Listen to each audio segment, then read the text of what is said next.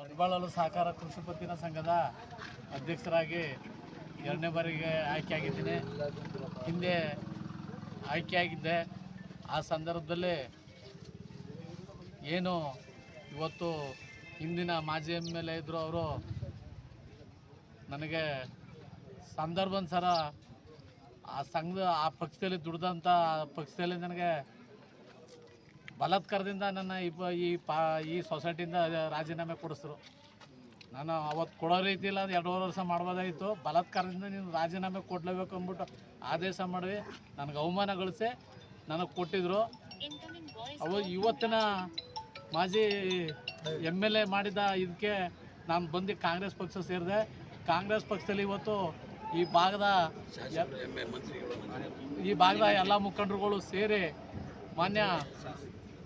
ಮಾನ್ಯ ರೇಷ್ಮೆ ಸಚಿವರು, ಪಶುಪಾಲನಾ ಸಚಿವರು ಹಾಗೆ ಈ ತಾಲೂಕಿನ MLA ಇವರು ನನಗೆ ಇವತ್ತು ನ್ಯಾಯಯುತವಾಗಿ ಅಧಿಕಾರ ಕೊಡ್ಸವ್ರೆ. ಯಾಕೆ ಅಂತಂದರೆ ಆ ಪಕ್ಷದಲ್ಲಿ ಬಂದು ಈ ಪಕ್ಷದಲ್ಲಿ ಅವನು ದುಡ್ದವನೇ, ಅವನ ನಿಷ್ಠೆ ಶ್ರದ್ಧೆ ವಹಿಸಿ ಅವ್ನು ಮಾಡವನೇ. ಈ ಭಾಗದ ಮುಖಂಡರು, ಕಾಂಗ್ರೆಸ್ ಮುಖಂಡರಿಗೆ ಎಲ್ಲ ಹೇಳಿ ಇವತ್ತು ನನಗೆ ನ್ಯಾಯ ಕೊಡ್ಸವ್ರೆ. ಅವ್ರಿಗೆ, ನಮ್ಮ ಮಿನಿಸ್ಟ್ರಿಗೆ, ನಮ್ಮ ಕಾಂಗ್ರೆಸ್ ಪಾರ್ಟಿಯಿಂದ ಧನ್ಯವಾದಗಳನ್ನು ಸಲ್ಲಿಸ್ತೇನೆ.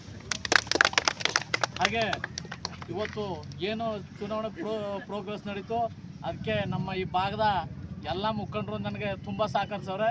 ಅವ್ರಿಗೆ ನಾನು ಚಿರಋಣಿಯಾಗಿ ಈ ಸಂದರ್ಭದಲ್ಲಿ ಇರ್ತೀನಿ. ಇವತ್ತು ನಮ್ಮ ಏನು ದೊಡ್ಡಬಾಳ ಮುಖಂಡರು ಇರ್ಬೋದು, ಅಕ್ಕಪಕ್ಕ ಗ್ರಾಮದವ್ರು ಇರ್ಬೋದು, ಈ ಸಹಕಾರ ಸಂಘದ ಒಳಗೊಂಡಂಥ ಎಲ್ಲ ಗ್ರಾಮದವರು ನನ್ನ ಕೈ ಜೋಡಿಸಿ ಸಹಕಾರ ಮಾಡ್ಯಾರೆ.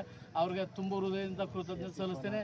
ಹಾಗೆ ನಮ್ಮ ಎಲ್ಲ ನಿರ್ದೇಶಕರಿಗೂ ಸಹ ಇದೇ ಸಂದರ್ಭದಲ್ಲಿ ಎಲ್ರಿಗೂ ಸಹ ನಾನು ಕೃತಜ್ಞತೆ ಸಲ್ಲಿಸ್ತೇನೆ.